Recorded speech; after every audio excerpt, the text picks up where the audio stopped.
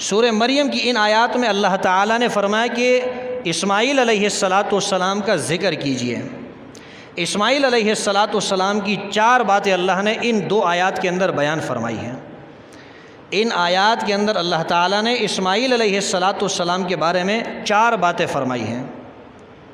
فرمایا انہو کان صادق الوعد، حضرت اسماعیل علیہ السلام وعدے کے بڑے سچے تھے۔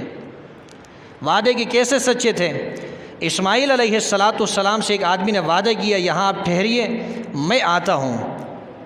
حضرت اسماعیل علیہ السلام 3 دن تک وہاں انتظار میں رہے اور 3 دن تک وہ آدمی نہیں آیا۔ 3 دن کے بعد جب وہ آدمی آیا، حضرت اسماعیل علیہ السلام نے اس کا اظہار کیا کہ میں 3 دن سے یہاں کھڑا ہوں آپ کے انتظار میں۔ اور سب سے بڑے وعدے کی سچائی یہ ہے کہ اسماعیل علیہ السلام سے جب ان کے والد محترم حضرت ابراہیم علیہ السلام نے فرمایا کہ اللہ کا حکم ہے آپ کو ذبح کرنے کا، اسماعیل علیہ السلام تیار ہو گئے اور جو وعدہ کیا تھا اپنے والد گرامی حضرت ابراہیم علیہ السلام سے، اس وعدے کو بالکل پورا کر کے دکھایا۔ اسی لیے اللہ نے فرمایا انہو کان صادق الوعد، اسماعیل علیہ السلام وعدے کے بڑے سچے تھے۔ وکان رسول النبی، اور وہ رسول بھی تھے نبی بھی تھے۔ رسول بھی تھے نبی بھی تھے۔ رسول اور نبی میں فرق ہے۔ رسول اس پیغمبر کو کہا جاتا ہے کہ جس کو اللہ نئی شریعت دیتا ہے یا نئی کتاب دیتا ہے، جیسے تورات ہے، انجیل ہے، زبور ہے، قرآن مجید ہے، یہ نئی کتابیں ہیں۔ جن کو اللہ نے یہ کتاب دی ہے یا جس کو اللہ نے نئی شریعت دی ہے یا جس کو اللہ نے قاہرہ معجزات دیے ہیں، زبردست قسم کے معجزات اللہ نے دیے ہیں، وہ رسول کہلاتا ہے۔ اس پیغمبر کو رسول کہا جاتا ہے۔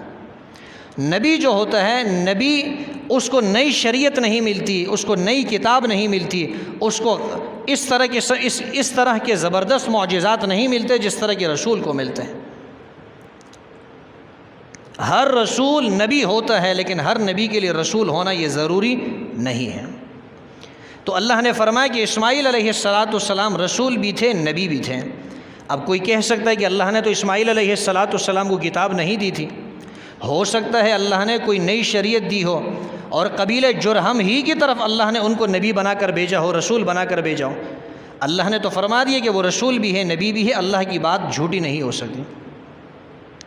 تیسری بات اللہ نے فرمائی وَكَانَ يَأْمُرُ أَهْلَهُ بِالصَّلَاةِ وَالزَّكَاةِ، اسماعیل علیہ السلام اپنے گھر والوں کو نماز کا بھی حکم دیتے تھے، زکوٰۃ کا بھی۔ نماز پڑھنا یہ بدنی عبادت ہے، زکوٰۃ دینا یہ مالی عبادت ہے۔ اسماعیل علیہ السلام اپنے گھرانے کو مالی عبادت اور بدنی عبادت دونوں کا حکم دیا کرتے تھے۔ اللہ نے محمد عربی صلی اللہ علیہ وسلم کو فرمایا وَأَنذِرْ عَشِيرَتَكَ الْأَقْرَبِينَ، سب سے پہلے اپنے قریبی رشتہ داروں کو ڈرائیے۔ انسان پر سب سے زیادہ حق اس کی اولاد کا ہے، اس کی بیوی کا ہے، اس کے قریبی رشتہ داروں کو ہے کہ سب سے پہلے دینی تعلیمات ان کو دے، سب سے پہلے دین کے احکامات ان کو بتائیں۔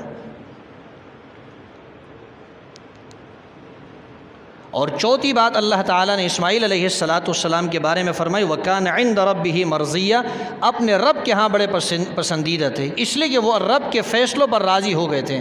اللہ کی طرف سے آزمائشیں اور بلائیں اور تکلیفیں آئی، اس پر انہوں نے صبر سے کام لیا ہے، اس لیے فرمایا وَكَانَ عِنْدَ رَبِّهِ مَرْضِيًّا، اپنے رب کے ہاں بڑے پسندیدہ تھے۔ میں نے جو بات آپ کے سامنے عرض کرنی تھی وہ یہ کہ اسماعیل علیہ السلام وعدے کے بڑے سچے تھے۔ انسان جو وعدہ کرے اس وعدے کی مخالفت انسان کو نہیں کرنی چاہیے، اس وعدے کو پورا کرنا چاہیے۔ آپ کسی سے وعدہ کریں گے، ہو سکتا ہے اگر آپ نے وعدہ پورا نہیں کیا وہ آدمی آپ کو بددعا دے دیں، اس کا نقصان ہو جائے، اس لیے یا تو کسی سے وعدہ نہ کرے، اگر وعدہ کر لیا ہے اس وعدہ کو پورا کرنے کی کوشش کریں۔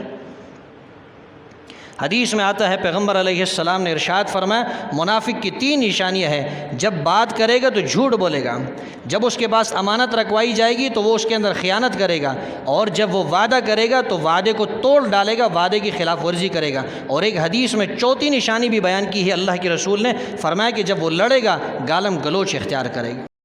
For more informative videos, don't forget to subscribe our channel, The Islamic Videos.